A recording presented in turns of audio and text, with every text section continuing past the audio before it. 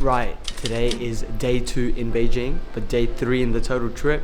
And today is a hot, brand new day, 41 degrees today, and I'm happy. Today's agenda will be sightseeing and also visiting a relative of mine, an older relative. So yeah, and yeah, we'll be having dinner with her, and yeah, just checking out the scenery of Beijing.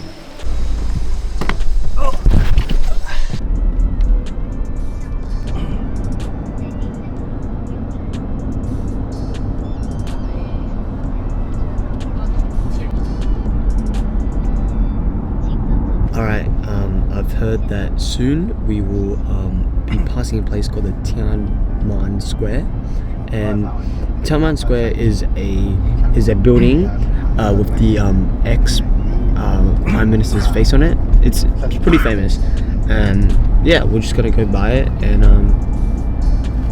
see what it is.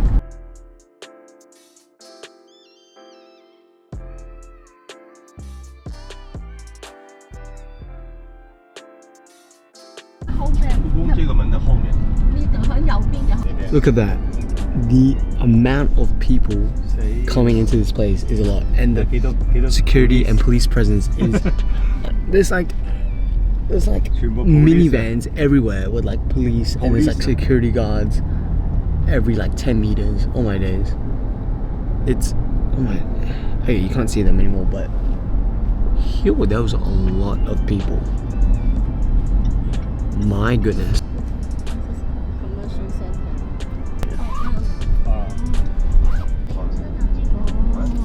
Now, something I just realized while we were driving is that unlike Australia, many people in Beijing don't wear helmets when it's on motorbikes and just normal biking.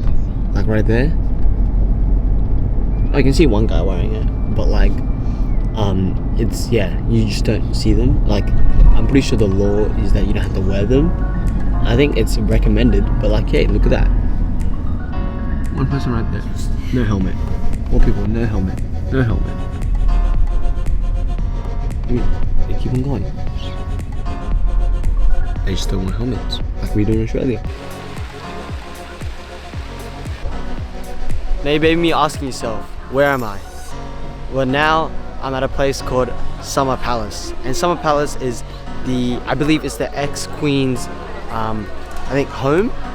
And now it's not, obviously, but now it's just this heritage site, and it was built in like the 1760s or something like that.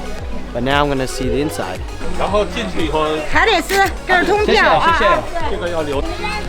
Alright, we've successfully in, and I gotta say, it's already pretty crowded. Like, you can see there's a lot of people behind us. Right in front of us is a whole lot of people as well. See that right there. That's a lot of people. So yeah, by a lake. But yeah, this is like a royal palace kind of thing, and it's called Summer Palace. And yeah, it's like a memorial kind of thing. Not really a memorial, but like a showcasing of heritage stuff. I don't know. I don't even know why I'm here, but I'm here, and I'll show you around.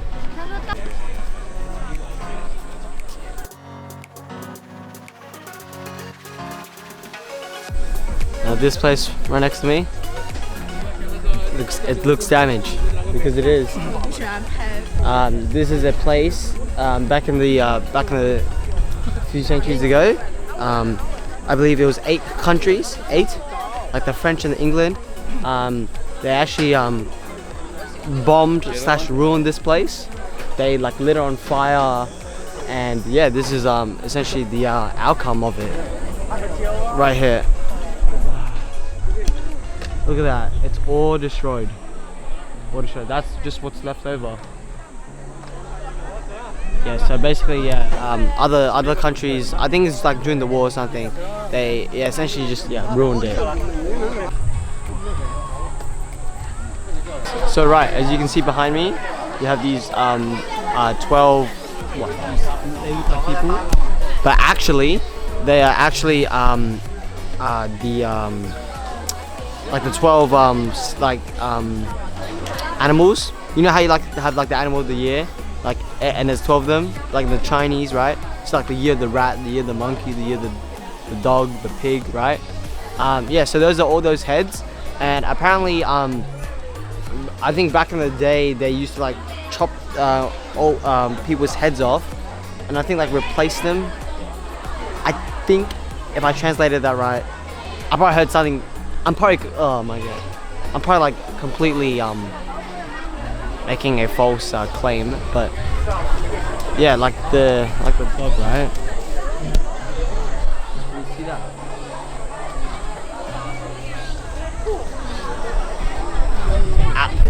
Honestly, I don't even know at this point. Right, so what you can see below me, you can't really see that much, but through these glass tiles is essentially the broken pieces of the structure. Yeah, they just put them underneath. Just walk over right there. Yeah. And then on the wall you can see essentially the architecture and I think what it used to be before. I don't know if you can see the camera's not focusing. Yeah, I think that's what it used to be. And yeah, some of the architectural designs.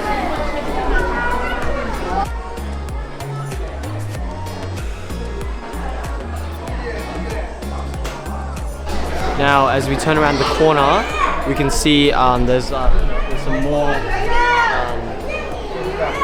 broken parts.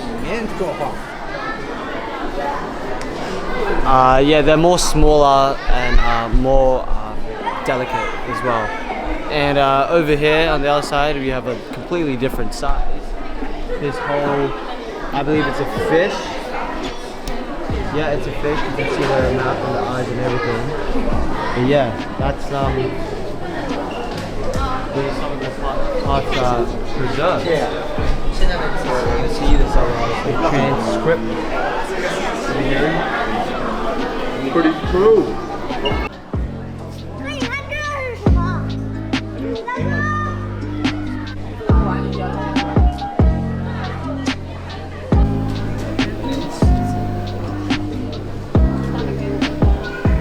Now, as we can see from the images I just showed you, these are the cutlery that was found more than 100 years ago, usually at the bottom or within the dirt of the old temple thing. But yeah, these are essentially the things left behind. Now that looks pretty modern. I don't know why that's there. I can't translate that. Yeah, some of the things. As you can see with those artifacts, these artifacts are next to me. There are a lot of artifacts here. That just shows that there's so much preserved in this place. It's pretty interesting. You know, you just got a little pedestal kind of thing. I don't know, but they have the dimensions and everything. They clearly have analyzed it. This that looks like a water fountain, or just a really big bowl. Pretty cool.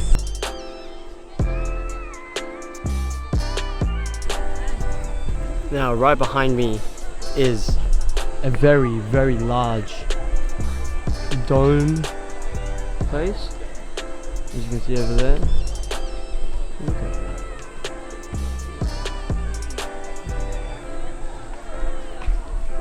But yeah, there's just a lot of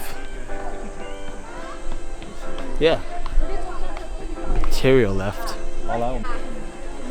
Now, reading the information provided with us, this is the Hai Yan Tang, or the Hai Yan Hall, and the Hai Yan Hall was the largest garden site in the area, and it was built around 1759, the 24th year of the reign of the Emperor Xianglong. Yeah, and it just gives information on where the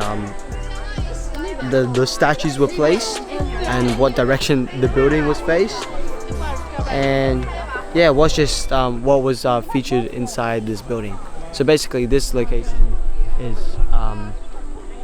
what they say is a hall or a garden site. It's a hall and a garden site, I think. Pretty cool. Now, something that I find more unique right next to me is this structure right here. It may look like a normal building, but it's actually a maze. I don't know why they have a maze, but hey, there's people all over it. You can see people in the middle. I don't know what they're doing, but man, there's a lot of people here. And yeah, it's just a straight up maze. Now, after reading the information provided, it apparently is a garden modeled on a European styled maze. And now I'm walking into the maze, and look at that. Look at that. That is absolutely... Look at that.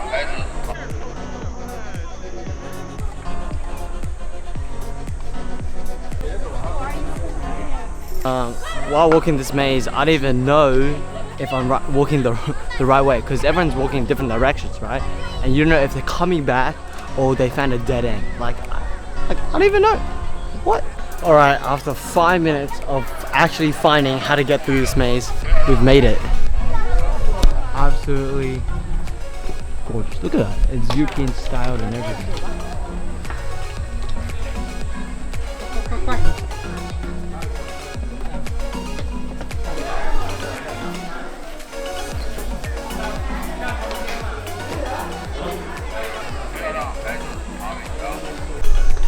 After experiencing the maze, I don't think there's anything too significant about it, apart from just being fun and exhausting in a hot sun. But yeah, you can see many people walking around it.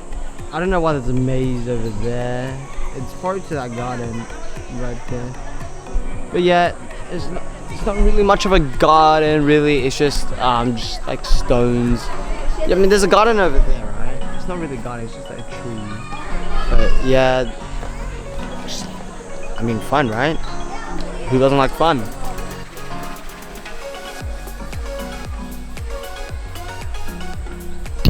So this building right behind me is called the GQ or something. I'm butchering it, but anyways, this is the remains of it, as you can see. And the funny thing, not funny thing, the interesting thing is that it was 3 stories. Like, you don't believe that it's 3 stories, right? Look at that. It's all demolished. They completely destroyed. It used to be yay high over there, up there, but now it's just ground level. It used to be 3 stories that had like 9 buildings inside of it.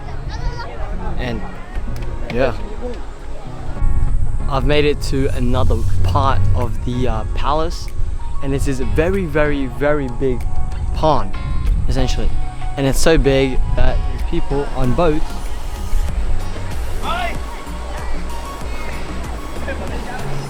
There's people on boats taking them around the pond.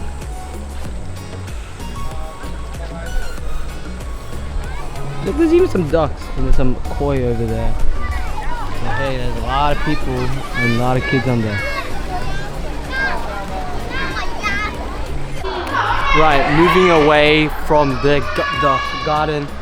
That was really hot. It's really cool in here. Inside this building is an amazing replica of the garden. That is what the garden looks like. Yeah, I'm pretty sure this is life size.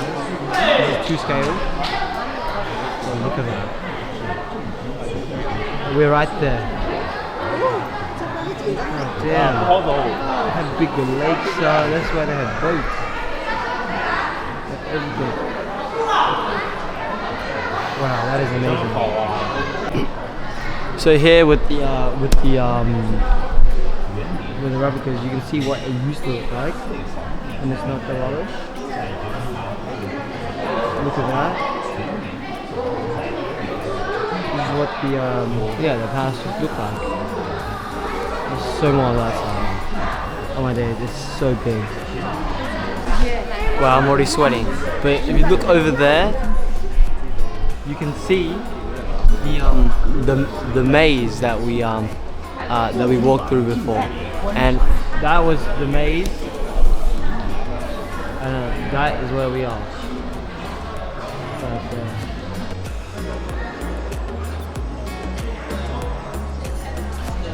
All right, we decided to conclude today's little tour around the palace. We haven't seen that much, obviously, because it's a giant place. We've probably only seen a quarter of it. I think maybe looking at the model, probably even less, honestly. But hey, it's a pretty big place. I mean, it was the ex-queen's palace thing, you know what I mean? So that's what obviously makes it special and big. But yeah, we are going to another sightseeing place. Let's go! Alright, after a long 10 minutes of driving, we've made it to the new place, which, fun fact, is also called Summer Palace. But I found out that the other place that we went to is called Old Summer Palace. So this is a new Summer Palace, and yeah, this is the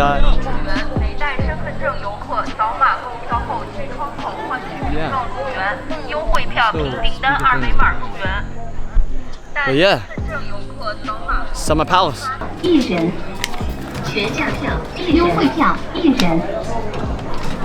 Alright, so walking into the palace for the first time, and this is what you see. Look at that. What it is. Yo.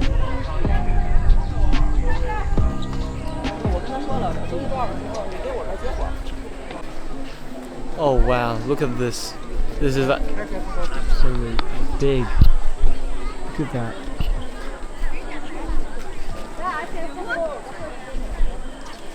Alright, after hiking some time, we finally made it to what seems to be the top, but a pretty high vantage point. And this is what it looks like. And yeah, you get the view of the rest of Beijing. Pretty cool. Alright, after climbing even some more, we get to, I think it's a pretty top right here. View of Beijing. Look at that view. Here we are at the temple. Pretty cool view. And this is the top of Beijing. You can see the view here, and we're at the top of the Summer Palace temple.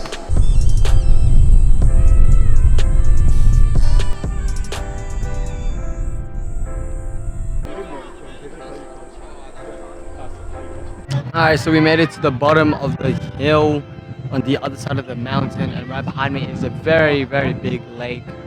And right over there you can see a little temple.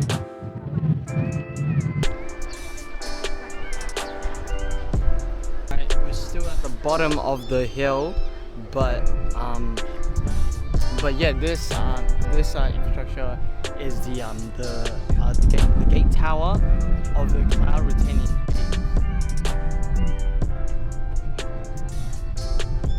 Yeah, and it's just a protection giving card.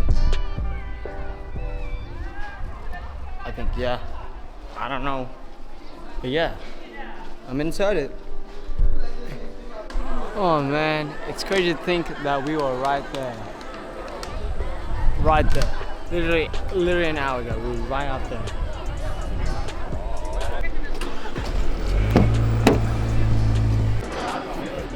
Alright, now it's like 3 in the afternoon, and we sat down and is having lunch right now.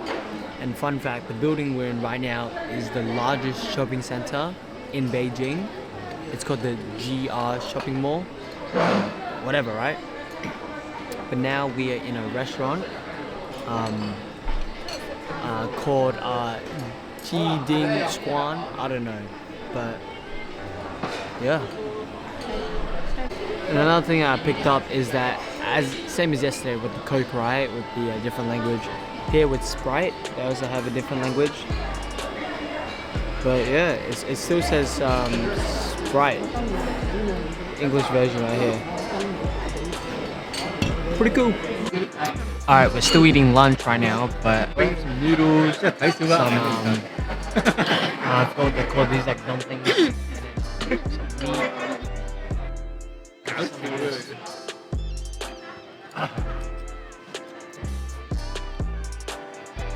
Yeah, that's currently there's more food coming, but yeah, that's what has come so far.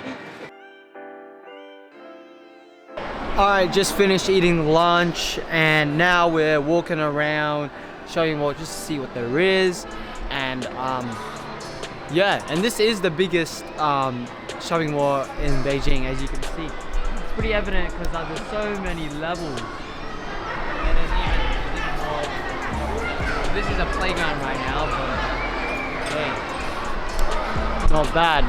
It's multiple levels, but yeah, it's pretty big. I have a playground in there. I saw many car dealership like shops around here, like Tesla and Huawei. They even have their own cars. So yeah, I saw that in there and pretty big.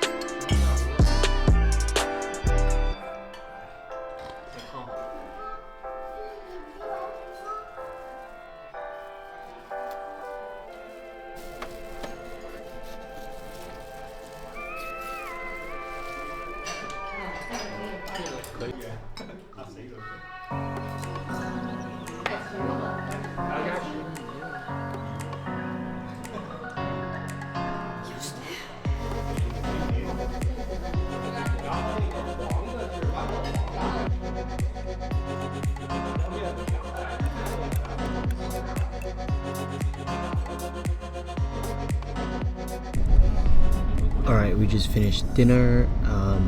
It's around 8 o'clock in the evening. It's pretty bright, honestly, but yeah, it's right now it's 8:10. We're heading back to the hotel, but I didn't really talk that much during dinner and after the shopping mall.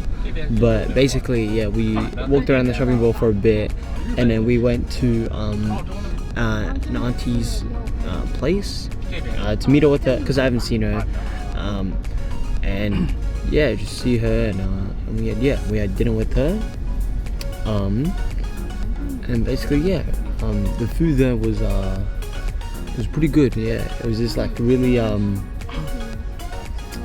prestigious restaurant. It's really famous for their ducks. It's called like the duck shop or something, I don't know, but yeah, it's pretty famous for their ducks, so obviously we have to have their ducks. Right, on our drive back to the hotel, we're passing through the very famous place of Tiananmen Square, and this building, Tiananmen, is the building with that ex-president face on it. Yeah, I'll show you later. And this is another building right next to that big dome thing I was talking about. Now this is more typically the oh, there it is. Oh, there it is.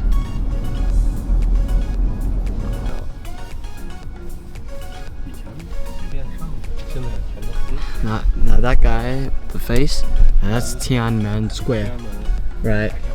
And that building I showed you at the very beginning, before, that one right there, that is like a town hall kind of type thing. It's like the ICC of Beijing, if you know what I mean, if you're from Sydney.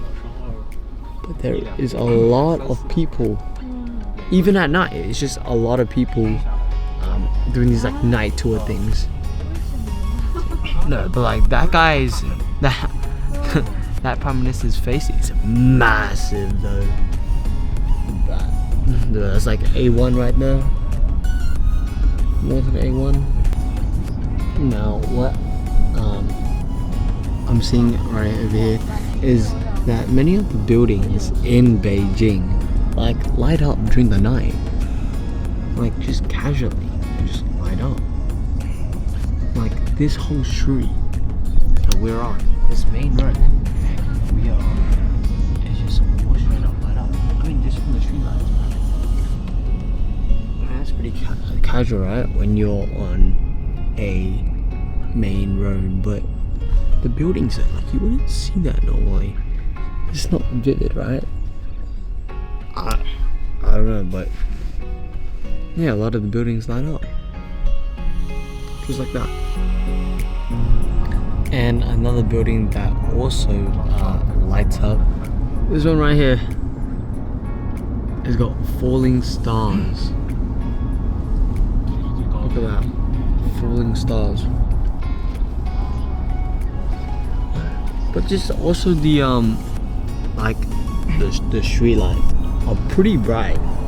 Like normally you would obviously have like businesses that have their lights on, right? But this one's pretty bright, and they got massive signs as well. Oh my god, there's another building with I think spotlights or balloons, right? I got a balloons rising.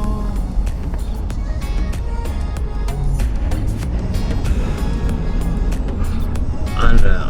I think it's actually pretty cool because it just like lights up the city and you know, draws attention. You know, you don't want to have a dark street or city. Pretty cool. All right, back at the hotel. The day is coming to an end. That is day 2 wrapped up. It's been a great day.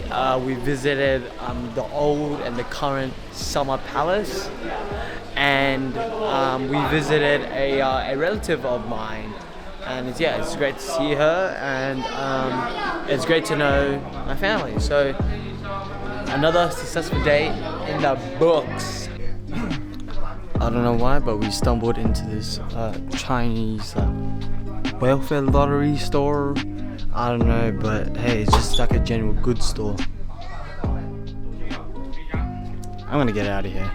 We're walking down the street and we're walking past this convenience store. I don't even know. I think it's a convenience store, but I'm gonna go in and check and see what it's all about. Alright, just like the that China welfare lottery. That's kind of a goofy name, not gonna lie. Anyways, this is basically just the same restaurant. I mean, no, it's not the same store or the same purpose, right? It's a convenience store essentially.